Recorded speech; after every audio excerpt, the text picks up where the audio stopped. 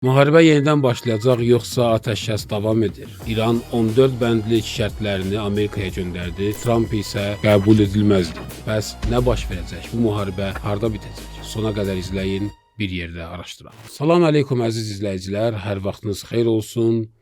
Bildiyiniz kimi İranla Amerikanın müharibəsi artıq bir ay yaxındır ki, atəşkəs dönəmini yaşayır və bu atəşkəsin nə vaxt bitəcəyini, müharibə ilə bitəcək və ya daimi sülhlə bitəcək, nə baş verəcək, fərqli baxışlar var, fərqli təhlillər var, amma dəqiq və qəti şəkildə nə baş verəcək, hələ ki heç kim deyə bilməz. Amerika İrana atəşkəs layihəsi göndərdi və İrandan gözləntisi bu idi ki, öz fikrini desin.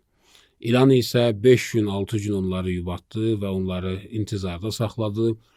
Elə bir intizar ki, Mark Rubio, Amerikanın Xarici İşlər Naziri, İrandan cavab gözləyirik dedi, cavab gəlmədi. Sonra Vaşinqtonda digər şəxslər İranın cavabının intizarında olduqlarını bildirdilər. Hətta Donald Trumpa qədər İranın cavabını gözləyirik dedilər. İran neçə günlər gözləyəndən sonra, onları intizarda saxlayandan sonra 14 bəndlik bir layihə onlara təqdim etdi və o 14 bəndlik layihədə onların istədikləri heç bir maraq yox idi. Onların hədəflərinə yaxın olan və onların göndərdikləri layihəyə bənzər heç bir bənd yox idi. Trump qəbul edilməzdi dedi və hətta elə bir iddia etdi ki, mən bu İranın yazısını və İranın göndərdiyi layihəni heç tam oxumadan onu zibil vedrəsinə atdım.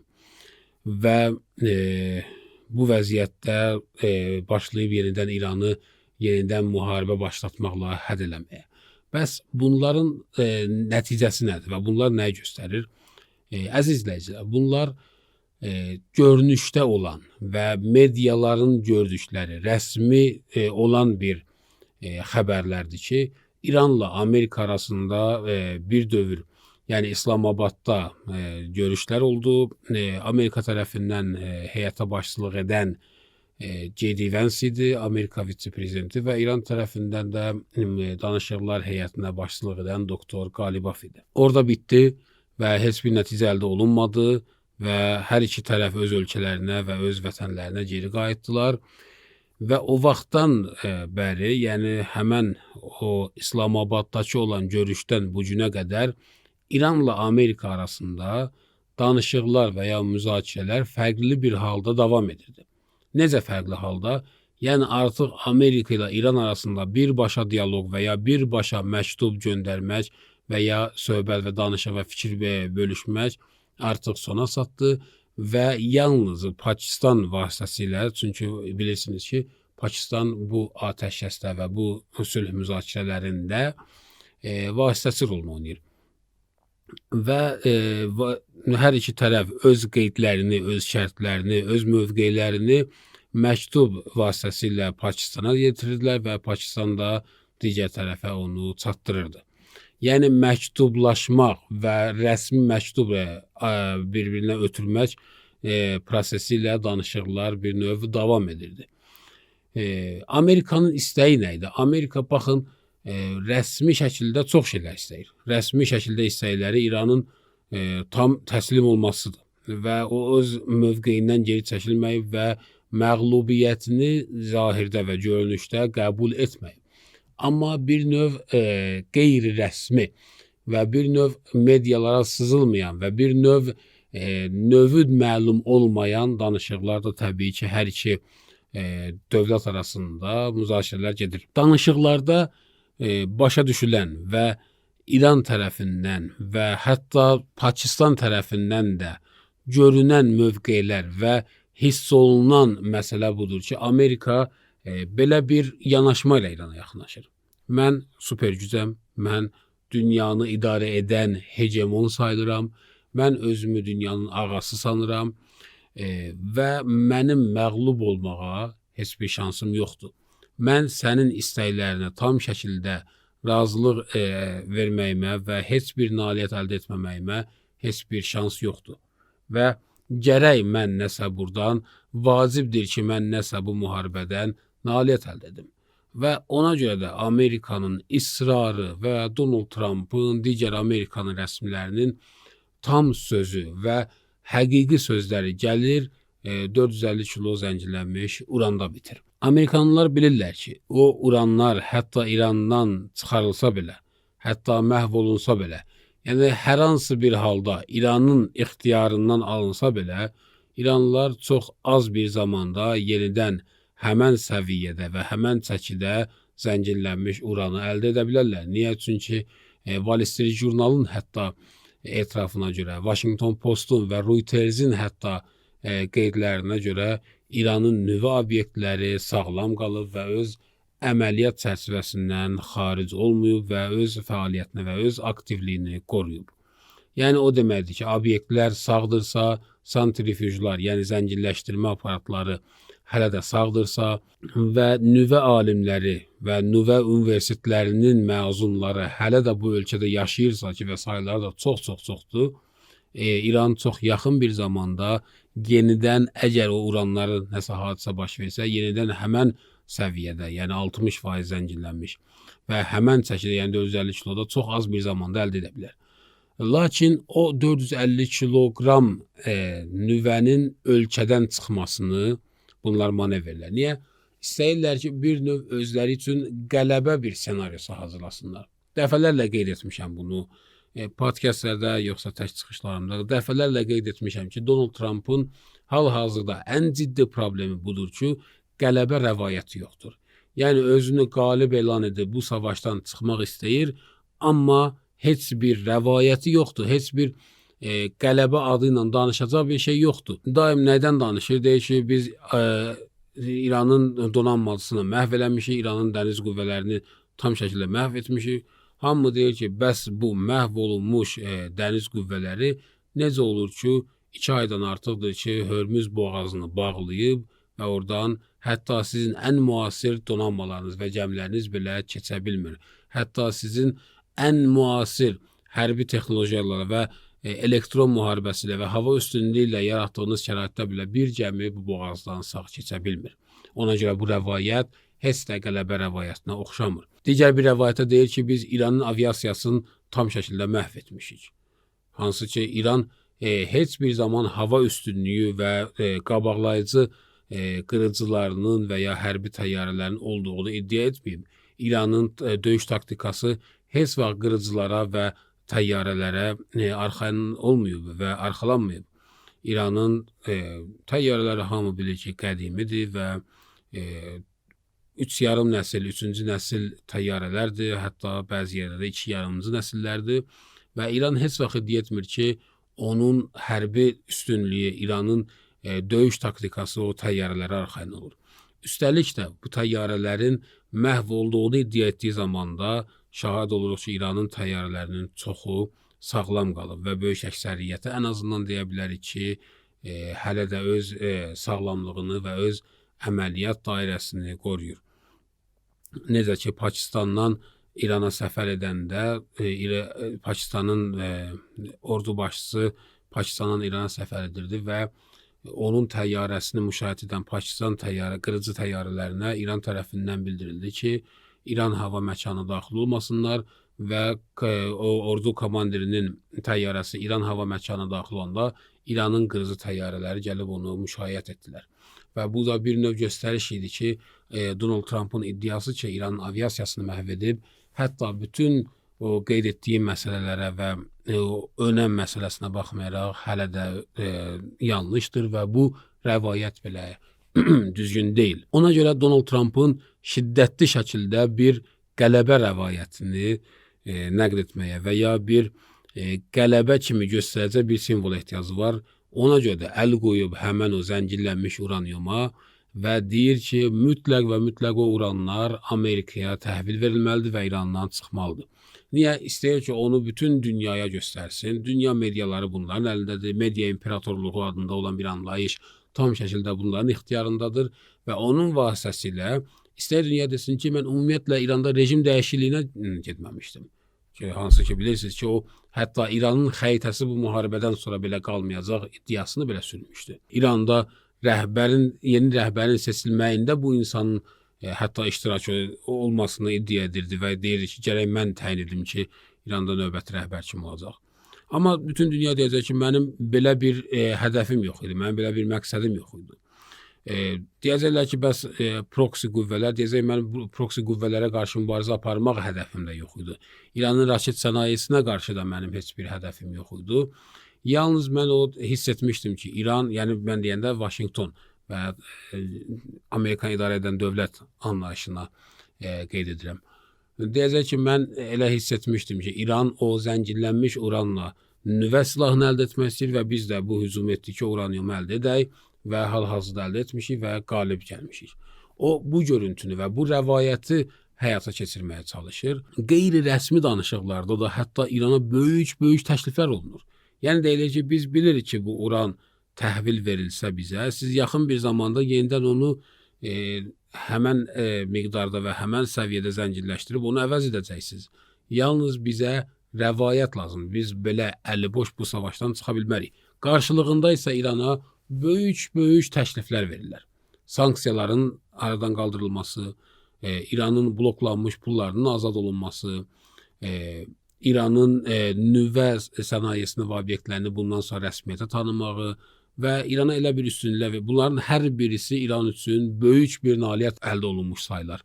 Yəni siz baxın, 47 il sanksiyalar altında qalan bir dövlət, 47 il sanksiyaların və sanksiyaların nəticələrində gələn iqtisadi böhranlardan əziyyət çəkən bir dövlət, birdən sanksiyaların götürülməsi və bu dünya ilə əlaqələrinin azadlaşması ilə üzləşər. Nə böyük qələbədir bu. Amma İran bunları qəbul etmir və yəni deyir ki, bunları verməlisən, yəni sanksiyalar aradan qaldırılmalıdır, İranın bloklanmış pulları azad olunmalıdır.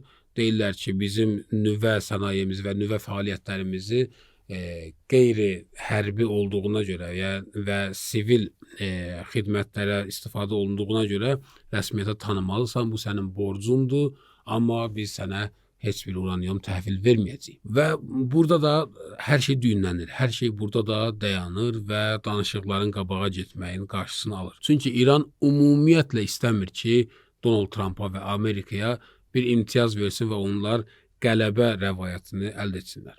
Bəs burada bir sual yarana bilər ki, niyə İran belə edir axı? İran bu savaşdan öncə regional bir güc kimi dünyada ancaq tanınardı. Yəni dünyada İranı super bir güc kimi tanıyan yox idi. Dünyada İranı 47 ildir, yəni inşa olunan bir dövlət kimi tanıyırdılar. Qabaqlayıcı bir texnologiyası yoxdur və böyük bir adlı sanlı ordusu yoxdur, elə də böyük bir iqtisadiyyatı yoxdur. Və belə bir dövlət, belə bir imtiyazlar alıb o uranyumu niyə təhvil vermir? Və niyə istəmir ki, bununla da savaş bitsin? Onsuz da o halda heç kəsin İrandan bir gözləntisi yoxdur ki, Amerikaya imtiyaz verməsin. Heç kəsin belə bir gözləntisi yoxdur ki, Amerika boyda gücün qarşısında İran dursun və Amerika heç bir imtiyaz əldə etmədən %100 məğlub olsun. Amma İran bunu istəyir. Niyə? Çünki bu savaş İran üçün yalnız fiziki bir savaş deyil. O vurdu, mən də vurdum, o 5 obyekti vurdu, mən 6'sını vurdum, o 10 nəfər məndən itki aldı, mən 15 nəfər ondan itki aldım. Bu fiziki savaş deyil İran üçün. Məsəl üçün deyə bilərik ki, bəli, İran hal-hazırda təzyiqi göstərir, Hörmüz boğazını bağlamaqla dünya ekonomiyasına, onlar blokada ilə İranı təzyiq altına almaq istəyirlər iqtisadi baxımından. Hətta bu savaş İran üçün iqtisadi savaş da deyil. Bu savaş və bu müharibə İran üçün ideoloji bir müharibədir.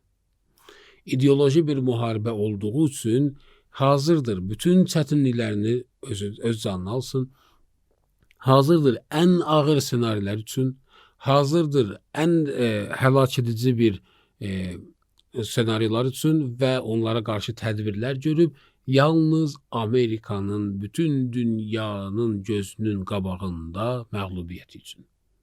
Yəni İranın hədəfi bu savaşdan budur ki, bütün dünya ABŞ-ın məğlubiyyətini müşahidə etsin.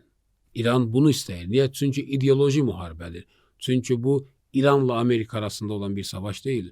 Çünki bu keşikçilər korpusu və ya bu hansısa bir Şiə məktəbinin və ya hər hansı bir müsəlmanın hətta deyərik ki, savaşı deyil. Bu ümumbəşəri bir savaşdır İran üçün.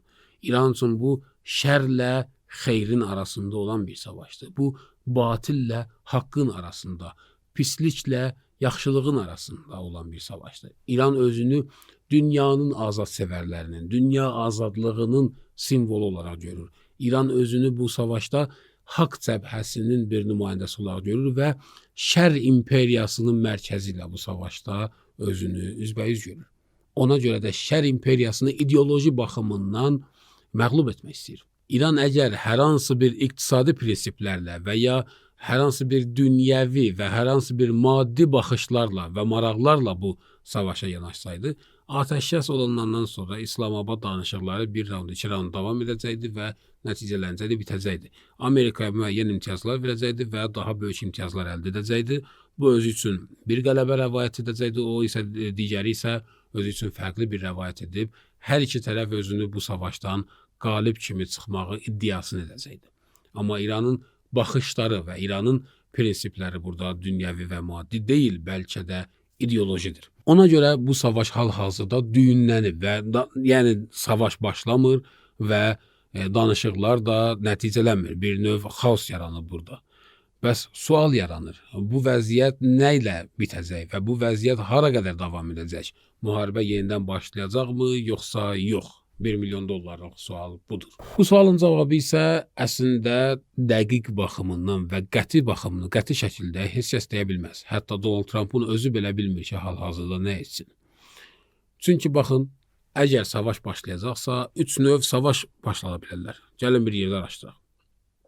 Bir, aviasiya vasitəsilə havadan hücumlar və İranda müəyyən obyektləri, istər hərbi, istər infrastruktur, istər digər hədəflərlə olan obyektləri bombalamaqdır ki, bunun nəticəsi nə oldu? 40 gün belə bir savaş etdilər. Nəticə nə oldu? Heç nə.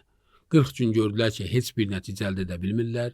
Əksinə, qarşı tərəf onlara həlak edici zərbələr vurur, dünyada bunların mifi sınır və Hörmüz boğazının bağlı qalması ilə də zaman onların ziyanınadır. Üstəlik, bunların resurslarının bitməsi ilə nəticələnir. Bunların resursları bu savaşda o qədər xərcləndi, o qədər istifadə olundu ki, dünya artıq buna şahid oldu ki, Amerikanın hərbi strateji silahları və anbarları yarı-bəyarı boşalıb. Amerikanın kruz raketləri, Amerikanın havada müdafiə raketləri, Amerikanın ballistik raketləri, Amerikanın strateji silahları artıq yarı-bəyarı tükənmək üzrədir. 40 gün savaşda bunlar bunu şahid oldular və əgər növbəti bir savaş başlayarsa və həmən səviyyədə və ya daha şiddətli şəkildə gedərsə, 40 gündən sonra artıq bunların strateji silahlarının istər müdafiə, istər hücum, istər defensiv, istər ofensiv, bunlar hamısı bitəcək. Ona görədir, baxın, Donald Trump neçə dəfə qeyd edib bu son günlər ərzində ki, biz ola bilər ki, İranla 2 həftəlik, 3 həftəlik bir savaş edək. Xatırlasaz, bu mühüm bir məqamdır. Niyə 2 həftəlik? Çünki o bilir ki, bundan sonra 40 günlük aviasiya baxımından və havadan hücumlar taktikası ilə bunun resursları qalıb. Ona görə də o 40 günü 3 yerə bölür və onun 1/3-ni istifadə edəcək. Yəni 2/3-ni istifadə etməyəcək məcburiyyətindədir. Və əgər bu istifadə olunsa və əgər bu anbarlar hətta boşalsa və hədəf əldə olunsa və sonda nəticə əldə olunsa, yenə demək olar ki, bu dəyəri var və demək olar ki, bunların məqsədləri üçün baha da başa gəlsə, başa gəldilər. Amma bilmirlər, yəni 40 gün etdilər bu işi. Nə baş verdi? Hansı hədəflərlə əldə etdilər? Şəhidlər var idisə, bu şəhidlər özləri şəhadət üçün getmişdilər. Bizim şəhid rəhbərimizdən tutub digər komandirlərə ya şəhid Larizaniyə qədər hansını sığınacaqda vurdular? Hansını bunkerdə vurdular? Heç birini. Bunlar hamısı öz işlərində idilər, öz ofislərində idilər ki, bunlar hədəfə alındılar. Yəni, bu terrorlar belə onlar üçün uğur deyil. Bu terrorlar belə onlar üçün qələbə deyil. Onlar İranın raket sənayesini mi zəiflədə bildilər? Xeyr. Onlar İranın hücumlarının qarşısını mı ala bildilər? Xeyr. Gördük ki, son ana qədər, yəni atəşkəs baş verəndən hətta 2 saat sonraya qədər İran raket və PUA zərbələri endirdi.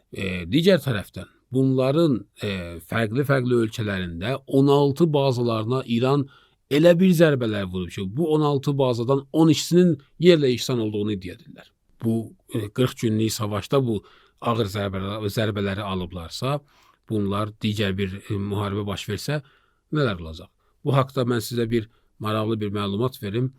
Amerikada bir tədqiqat mərkəzi gəlir və görür ki, İran tərəfindən savaşda, yəni 40 günlük müharibədə hər gün peyk görüntülər çıxır Amerika bazalarından ki, buralar vurulub, bu obyektlər, bu binalar hədəfə alınıblar, bu texnikalar hədəfə alınıblar, bu radarlar sıradan çıxarılıblar və peyk görüntülər ki, təbii ki, hamınız şahid olubsunuz, İran tərəfindən yayımlanırdı. Bunlar deyirlər ki, biz İran tərəfindən yayılan bu peyk görüntülərinə güvənmirik və inanmırıq ki, bu düzgün ola. Ona görə gedirik, araşdırmaq istəyirik və bu görüntülərin nə dərəcədə real olduğunu anlamaq istəyirik. 40 gün İran tərəfindən yayılan görüntülər, istər o hədəfə alınan, yəni yerdən kimlərsə video çəkiblər, o görüntüləri istər peyçdən yayılan, İranın o peyç görüntülər ki, yayımlayırdı bu savaş günü vaxtında, hamısını, bu 40 gündə yayılan hamısını toparlayır bir araya və onları bir-bir araşdırmaq istəyir.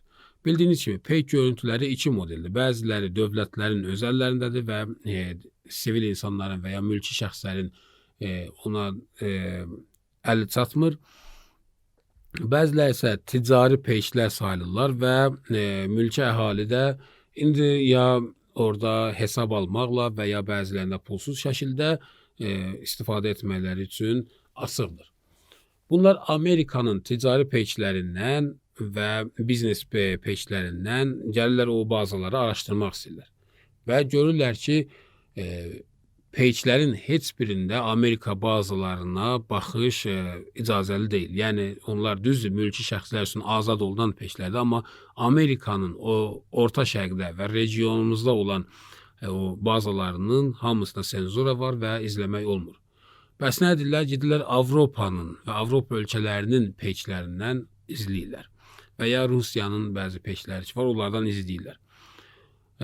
Və İranın yaydığı görüntülərin hamısını yan-yana qoyanda görürlər ki, dəqiqliklə İran hər hansı bir görüntü yayımlayıbsa hamısı doğrudur və hamısı düzdür və İranın vurduğu hədəflər hamısı realdır. 18 bazada 260-dan çox hədəf zərbə alıb və hətta Amerikanın rəsmi bazalarda yox. Bəzi bazalar var ərəb ölkələrində ki, onlar həmən ölkənin dövlətinin və ordusunun bazasıdır. Amerika orada bir dəfə, iki dəfə məhdud istifadə edib. Hətta həmən bazalar belə İran tərəfindən zərbə alıblar.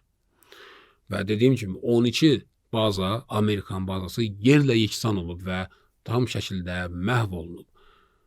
40 günlük savaşda bunlar bu nəticəni əldə alıblarsa, ikinci savaş başlayarsa İran bunların başına nə işlər açar? Bu aviasiya savaşının ikinci bir ehtimal.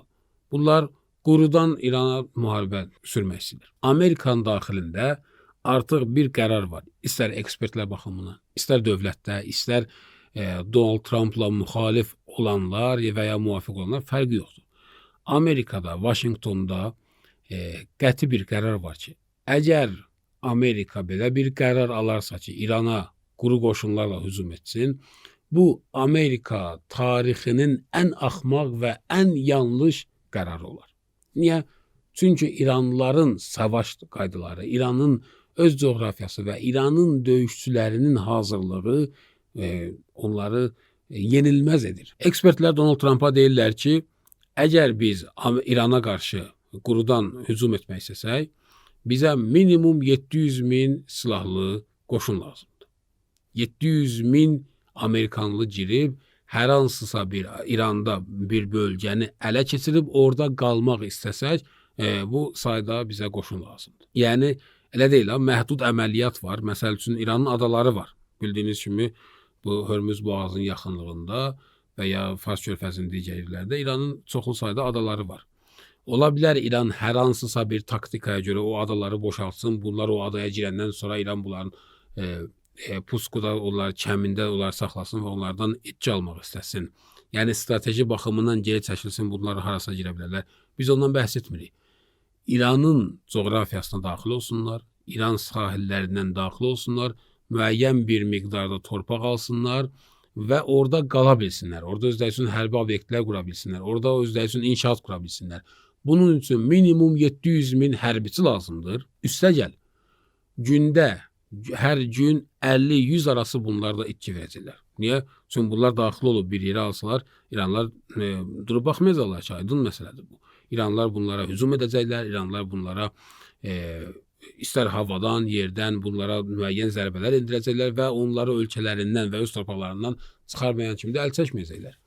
50-100 arası da gündə bunlar itki verəcəklər ki, gəlib ildə çox böyük bir rəqəmə gələcək. Birinci sual, 700.000 döyüşçünü hardan toparlayıb gətirəsən ki, İranda hər hansısa bir ərazini işğal etsinlər. İkincisi, bu qədər sayda itki verməklə sən necə üzləşəcəksən? Təbii ki, öhdəsindən gəlməyəcəksən və daha böyük bir fəlakətlə və tarixdə olmayan bir rüsvayçılıqla İrandan qoyub qaçacaqsan. Ona görə, yəni Amerikada qəti bir qərar var ki, İrana qarşı qurudan hücum mümkünsüz bir əməliyyatdır. Donanma. Ola bilər ki, dənizdən hazırlaşsınlar ki, bu ehtimal da var və hal-hazırda da gedişat onu göstərir ki, onlar bu məsələyə üstünlük verirlər və hətta öncədən də onu danışmışdım ki, bazalardan, ərəb ölkələrində olan bazalardan öz qüvvələrini çıxarıb gəmilərə və o təyyardaşan gəmilərə və ya digər donanmalara aparırlar ki, yəni o ölkələrdən hücum olmayıb deyə İran onlara cavab verməsin və donanmadan bunlar müharibə etmək istəyirlər. Amma donanmadan olan savaş mənim bu haqda və dəniz döyüşlər haqqında olan araşdırmalarım və təhqiqatlarım mənə belə deyir ki, bu savaş hətta qurudan olan hücumdan belə daha böyük səhvdir. İranın dənizdə olan potensialları və gücləri və silahları hələ heç kim üçün aydın olmayıb və hələ onlardan istifadə etməyib. Gəmi batırmaq İran üçün çətin bir iş deyil. İranın sualtı qayıqları, İranın su üstündəki qayıqları, İranın kamikadze qayıqları ki, həm su altında o delfin şəklində olanlardır və ya Qədir klassında sualtı qayıqlardır ki, Hörmüz boğazını və dar sulara nəzarət edir və o raketlər və digər torpedolar ki, bəziləri haqqında danışmışıq, minalar ki, onlar İranın ağıllı minalar və ya smart mineları haqqında da müxtəlif məlumatlar vermişik və bu aydın bir məsələdir ki, yəni donanmadan da və sudan da bunlar hücum etməyə heç bir halda şansları olmayacaq. Necə ki, keçən həftə cümə axşamı onlar bunun balaca bir səviyyəsini yoxladılar. Keçən həftə nələr baş verdi və detalları nə idi? Bunları inşallah borc olsun, vaxt olanda digər və bir söhbətdə ətraflı şəkildə izah edim. Yalnız bu qədər bilin ki, Amerikanın 3 hərbi gəmisi Dubay tərəfdə dayanmışdı və Hörmüz boğazından keçid etmək istəyirdi. 100-dən çox hərbi təyyarə uçuşa başladı, çoxlu sayda gəmilər gəldi və bunların ən qabaqlayıcı texnologiyaları və ən müasir texnologiyalardan istifadə edərək elektromaqnet dairələri yaratmaqla, elektron müharibələrlə İran radarlarını və İranın bütün müdafiə və hücum sistemlərində problem yaratmaqla Hörmüz boğazında bunlar böyük bir xaos yaratmaq istədilər və İranın gözünü orada kör etmək istədilər və o vasitə ilə də çoxlu sayda ticari gəmilərini Hörmüz boğazından keçirtmək istədilər və onunla da istədilər ki, Hörmüz boğazı artıq bizim nəzarətimizdə azaddır sözünü dünyaya göstərsinlər. Lakin nələr baş verdi orada və nə zərbələr onlar aldılar, İran tərəfindən hələ tam aydınlaşmayıb və Allah bilir nələr baş verib. Lakin bilinən budur ki, bir hərbi gəmi orada ciddi zərər aldı. 3 PUA və 1 kruz raket dəydi. Yəni çoxlu sayda hücumlar oldu. Yəni raketlər, PUAlar oldu, amma 1 kruz raket və 3 PUA bir hərbi gəmiyə dəydi və o gəmi saatlarla yandı və Hörmüz boğazında öz hərəkətini dayandırıb alışıb yandı. 2 uçuş aparatı ki, bilinmir nədir və İran tərəfi də qeyd etmir. Vertolyotdur, qırıcıdır, PUAdır, nədir bilinmir. Hədəfə alındı və ağır bir tələfat aldılar və böyük bir itki verdilər. Hətta bir gəmi belə xilas edə bilmədilər və məğlubiyyətlə üzləşdilər. Yəni bu kiçik bir səviyyədə olan, bunların dənizdə olan bir əməliyyatı idisə, bu boyda itki verilərsə, bunlar donanma müharibəsindən necə sağ çıxacaqlar, onu yalnız Allah bilir. Bu belədir. Yəni əgər istəsələr savaş etsinlər, ya qurudan, ya aviasiya, ya donanma ilə etməlidirlər ki, hər üç halda bu indiki məğlubiyyətdən daha böyük bir məğlubiyyətə uğrayacaqlar və dua edəcəklər ki, kaş bu hadisə baş verməydi və əvvəlki məğlubiyyətlə elə çıxıb gedəydi. Qarşı tərəfdə də danışıqlarda sülh imzalamaq var ki, İran heç bir şəkildə onlara heç bir imtiyaz vermək istəmir və öz xalqının və öz hüquqlarını onlardan almaq istəyir. Məsəl üçün, Hörmüz boğazında mənim dediyim qanunlar olacaq, bloklanmış pullarım azad olunacaq, sanksiyalar aradan gedəcək, bütün cəbhələrdə, xüsusilə də Livanda atəşkəs olacaq və sair şərtlər. Və bunları da qəbul etmək və bunlarla da razılaşmaq, heç bir qarşılığında da heç bir şey əldə etməmək Donald Trump üçün sanki bir intihardır. Donald Trump üçün nəinki özünün Amerika mifinin məhvi deməkdir. Ona görə də bu vəziyyət nə baş verəcək, nə baş verməyəcək hələ tam aydın bilinmir. Amma çarəsizlik yüzündən bunlar yenidən müharibəni başlatmaq ehtimalları çoxdur. Əziz izləyicilər, bu günlük bu qədər. İnşallah ki, bəyənərsiniz. Əgər söhbətlər bəyəndinizsə, əgər faydalı oldusa, abunə olmaqla, bəyənməklə və digərlərinə tövsiyə etməklə bizə dəstək ola bilərsiniz. Növbəti bir görüşə qədər sağ olun, Allah'a emanet olun.